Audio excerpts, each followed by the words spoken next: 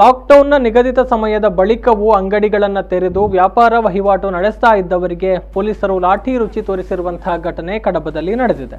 ದಕ್ಷಿಣ ಕನ್ನಡ ಜಿಲ್ಲೆಯಲ್ಲಿ ಆಟಿ ಅಮಾವಾಸ್ಯೆ ಆಚರಣೆಯ ಹಿನ್ನೆಲೆಯಲ್ಲಿ ಕೆಲವು ಕಡೆಗಳಲ್ಲಿ ಲಾಕ್ಡೌನ್ಗೆ ಮನ್ನಣೆ ಕೊಡದೆ ಜನರು ಮಾಂಸ ಮೀನು ಖರೀದಿಗೆ ಮುಗಿಬೀಳ್ತಾ ಇರುವಂತಹ ದೃಶ್ಯಗಳು ಕಂಡುಬಂದವು. ಚಿಕನ್ ಹಾಗೂ ಮಟನ್ ಸೆಂಟರ್ಗಳಲ್ಲಿ ಭಾರೀ ಜನಜಂಗುಳಿ ಕಂಡುಬಂದಿತ್ತು.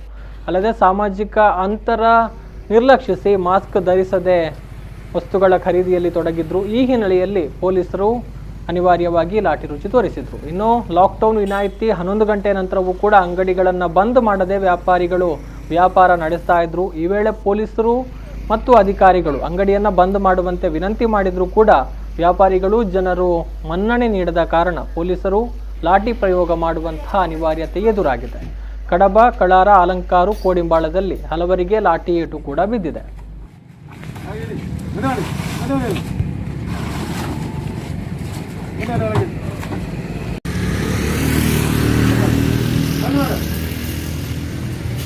बोले